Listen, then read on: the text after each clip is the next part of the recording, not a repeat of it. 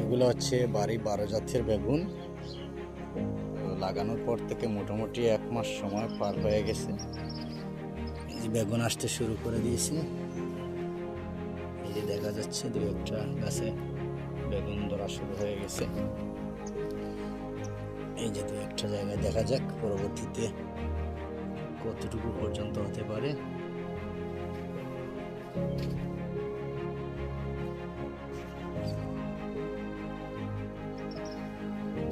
প্রত্যেকটা গাছে এই 2-1টি বেগুন আছে।